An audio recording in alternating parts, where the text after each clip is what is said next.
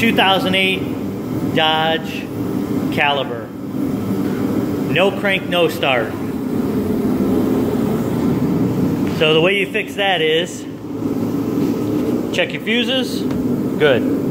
Then you find your wiring harness going down to the starter. There's a yellow wire with a gray stripe.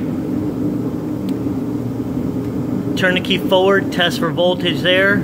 If you don't have 12 volts, no crank, no start. Run a jumper from this wire to the battery. Strip back a piece of this wire here that runs down to the starter. It's yellow with a gray stripe.